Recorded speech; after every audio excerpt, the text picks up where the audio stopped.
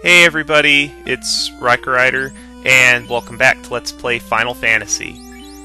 Since last time, I went ahead and filled out as many of my spell slots as I could with spells that would be useful or moderately useful with all the gold that I got from fighting the Eye until I got to level 25. Now, most people, when they go to the Mirage Tower, will land on this peninsula here, but I think there's a much better spot to land your airship. See this little strip of land here? It's just wide enough to make an airship landing, and if you go just a few steps up there, and then start heading west, you'll see the Mirage Tower. And one step before I get into the Mirage Tower, here's a new enemy, the Red Ankylo. These guys can hit 3 times, and they hit very hard. I personally don't think that they're worth killing because they give so little experience and gold for the trouble it takes to kill them. Like, I think that Tyro is an easier enemy to kill, and they're less threatening, and they give much more experience and a little bit more gold. Gold doesn't really matter at this point in the game since we've purchased pretty much everything we want, and anything better that we get, we're going to find in treasure chests.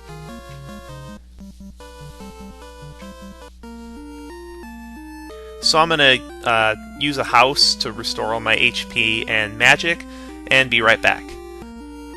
Alright, we're back, and we're ready to go in. Let's do it. This is the Mirage Tower. You need the chime to be able to get in here. Now, you could walk all the way along the outside to get to the next staircase, or go in here for some treasure. Because everybody likes treasure. And here's a new enemy, the Bad Man. I would recommend, if you run into just bad men, they're one of the easiest encounters in here to run from. But overall, they're not that threatening. Unfortunately, they appear alongside nightmares, which are difficult to run from. They only have 44 damage, and I believe they can only hit twice, so they don't hit that hard. Especially not to your knight, who has that crazy armor at this point in the game. I would say that the bad men are the easiest enemies in the Mirage Tower.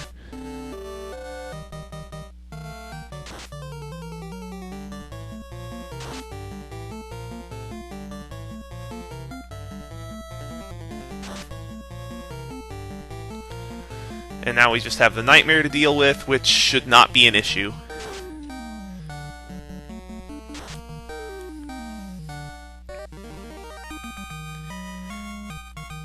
You didn't have to really level up before this, but I would recommend doing it, especially with this party, because this is not an easy party to finish the game with. 880 useless gold! Oh, another heal helmet, although I don't think I'm going to use that because I just don't have the inventory space to spare. I've only got 3 slots, and those are going to be filled by the time we get out of here. 18,010 useless gold! More useless gold! I'm not a fan of the Vorpal, to be honest. It is equipable by the Red Wizard, but I'm really just not a fan of it. Now let's get the treasure on the other side. The Aegis shield. This is the best shield in the game for the knight. It not only gives the most evasion out of any shield for the shield slot, but it also protects you against petrification. That's why I was saying you may want to get the Aegis shield ahead of time, because what's the word I'm looking for? It's so close to the entrance that if you're going to do that method, you may as well get it. This is a new enemy, the Chimera. I believe they're... Oh no, they're not vanilla. They're weak to ice, and they have cremate, which is the same as the Red Hydra's cremate. Not a big deal. I believe that's all the treasure on this floor, so let's move on. And here's another new enemy, Guard. They can paralyze you with their physical attacks, and they are immune to most things that Undead are immune to, even if they're not Undead. I actually find The player's guide doesn't say this, but I believe they're weak to lightning. And Zeus Gauntlet is better than a physical attack against 4 of them anyway.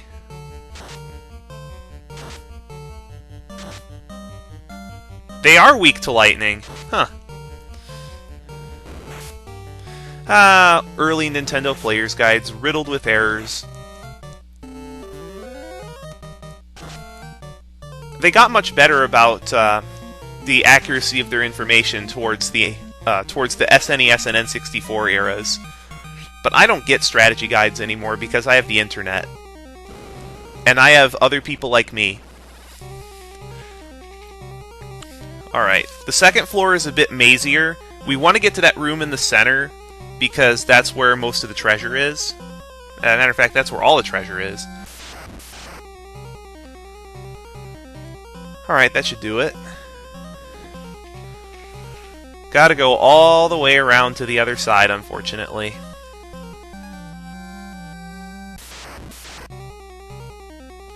Another thing of note, remember the vampire from the Earth Cave? Well, you can run into vampires, groups of them, as regular encounters in the Mirage Tower and the Sky Castle. I believe this is the last of the treasure in the Mirage Tower, none of it's trapped.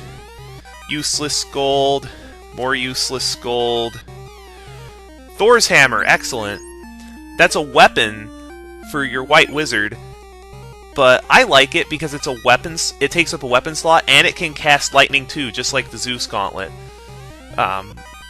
Someone informed me about the Red Wizard being able to equip the Zeus Gauntlet. Sun Sword is supposed to be effective against Undead, but it isn't.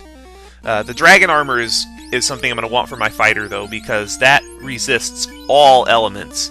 So he no longer needs a ribbon because he has protection from instant death.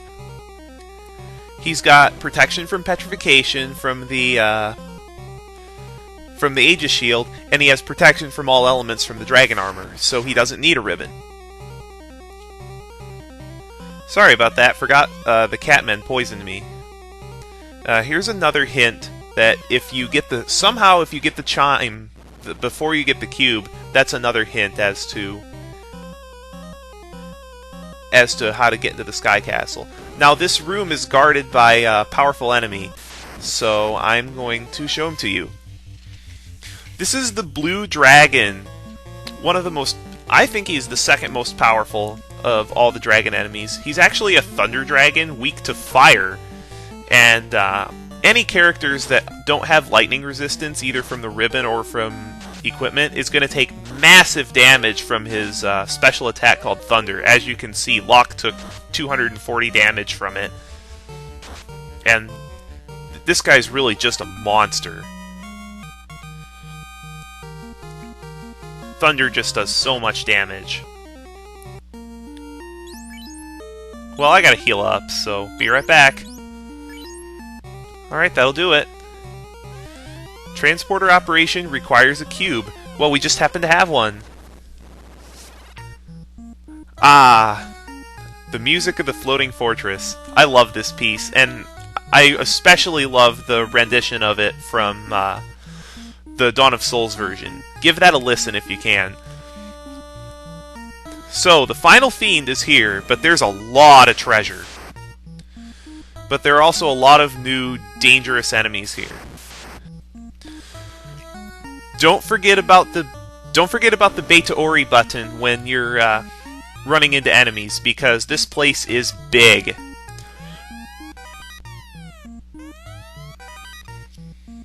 Useless gold! Yeah, even if you have... oh wait, no. Like, the only party that you could possibly have enough gold to spend on... You know, have enough need for gold is like a 4-mage party. This is a new enemy, the Grey Naga. She has quite a few spells, and she can poison you with physical attacks. But your party should be able to tear her up in a single round. The problem with Grey Nagas is you can run into groups of them a alongside, say, air elementals.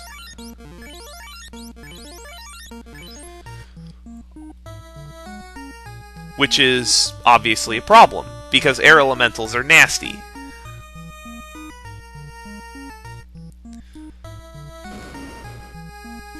And in this chest we get the Bane Sword. It's not that good as a weapon, but when used as an item in battle, it casts the Bane spell for free.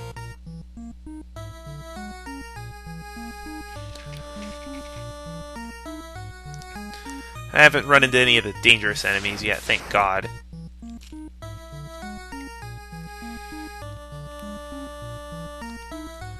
Should be some more treasure in here. This is where the rest of the treasure on this floor is. Useless gold. Useless pro ring, which I'm just going to throw away. More useless gold. And the other heal helmet, which I do not have space in my inventory for, so I am going to throw those in the garbage.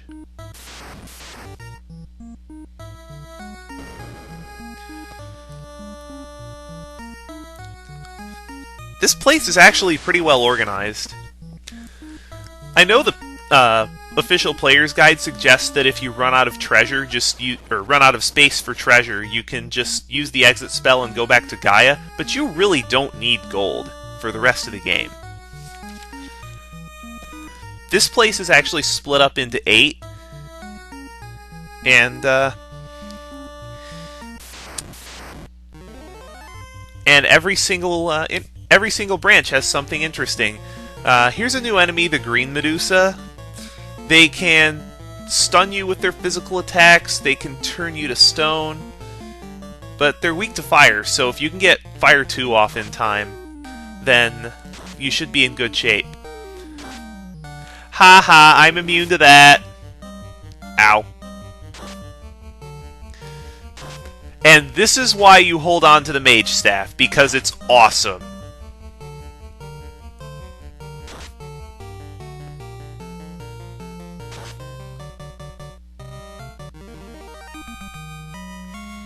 Yay, we got them. They're worth a lot of experience for how easy they are to kill.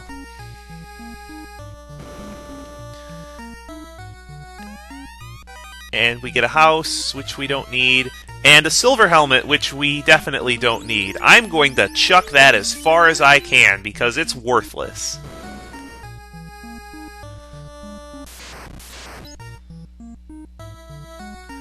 I wonder how long it's going to take for that thing to hit the ground, since we're so high up.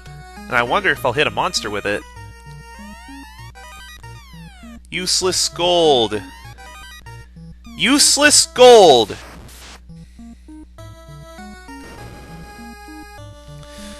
Yeah, there's a lot of treasure on this floor.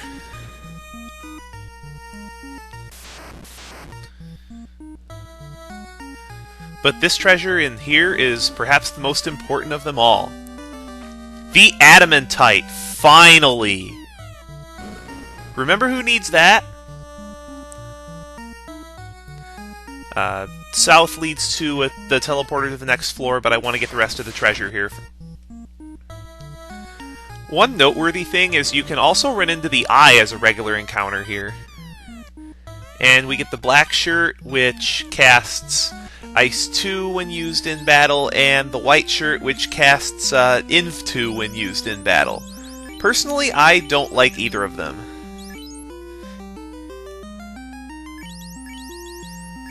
And you just don't have the inventory space. The black shirt is kind of worth holding on to for now, but you just won't have the inventory space later.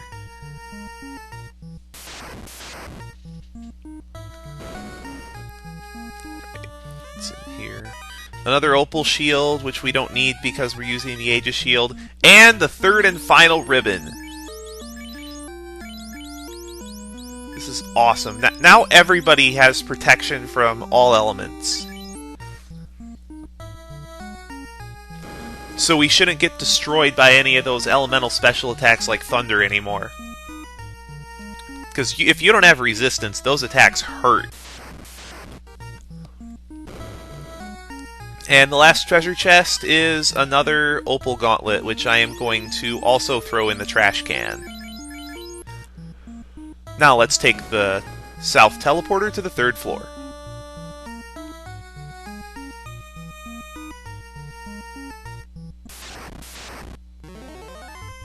And here's a new enemy we need to kill as fast as possible, the Evil Man.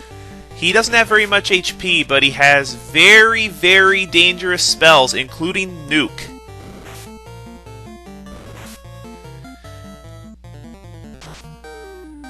And you do not want to get hit with Nuke, trust me.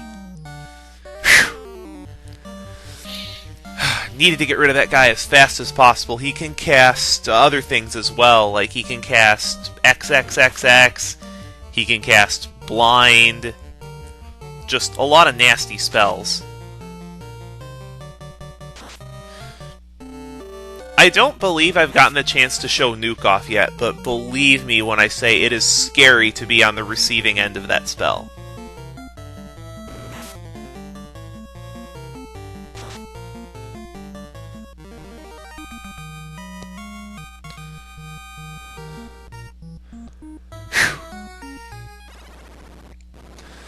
Okay, this is the last floor with treasure on it. It's pretty much organized the same way as the first floor, but the paths meander a bit more. There's a lot of treasure here.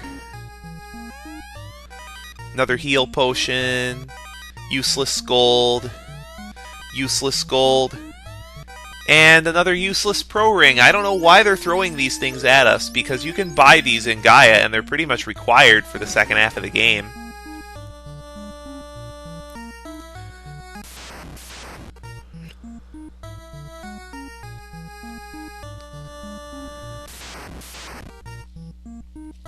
The 3rd floor is also where you can start running into some of the nastier enemies in the Sky Castle.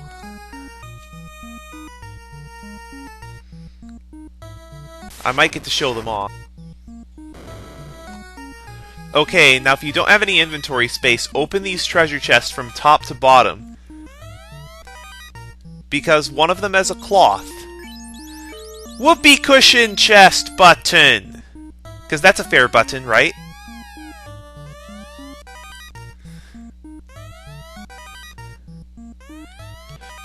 And this is why, because the last chest contains the Pro Cape, which is, I believe, the only shield that white and black mages can equip. And just like the Pro Ring, it also protects against instant death.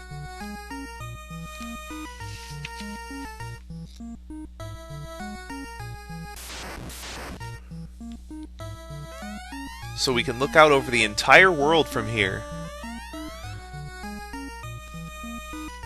If you're playing the Anniversary Edition, you'll see a really nice FMV showing the 4 forces drawing into the intersection of where these 4 areas are. The idea is that if you draw a perfect circle around the... I didn't have to come down here, but I just wanted to show something interesting. If you draw a perfect circle around the... or rather a perfect circle that encompasses all 4 of the altar locations, the center of that circle will be at the Temple of Fiends. Okay, last treasure. Soft potion, useless gold, more useless gold, and the katana. The katana is the best weapon that can be equipped only by the ninja. Works wonders for his hit percentage. He might even be able to hit 5 times in one round by the end of the playthrough. Okay, this floor is one gigantic maze. Walking straight in one direction will get you nowhere. Okay, the way out of this maze is to go 2 intersections to the right, and then 2 intersections down. That will take you to the next teleporter.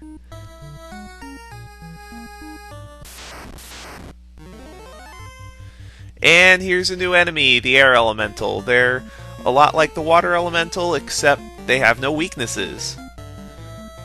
But I don't think they resist anything either. Let me look.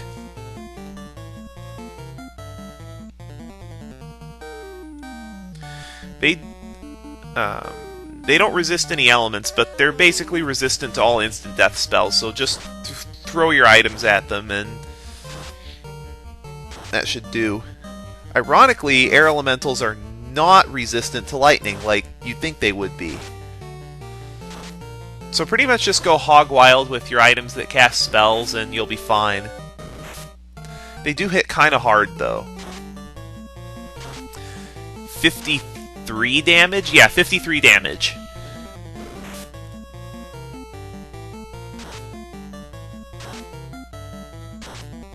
The reason why I don't like holding on to the black shirt for so long is because not that many enemies that are threatening to you are really weak to ice and no other element.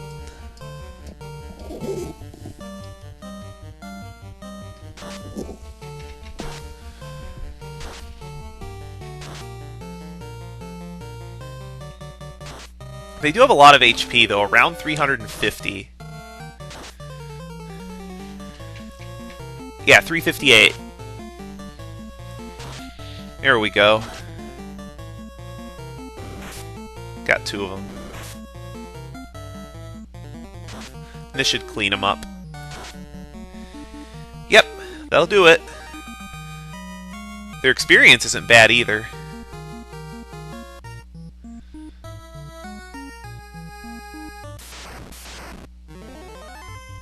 And here's another new enemy, the Wizard Vampire. You can run into groups of these with vampires and with other enemies.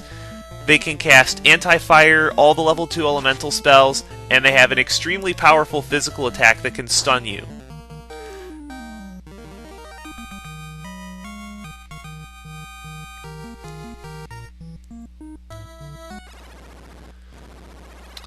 Alright, there's a very special enemy I want to show off on this floor, but it's pretty rare, and I'm not prepared for it right now, so I'm going to go back out, use a house, and get back here with more spell charges.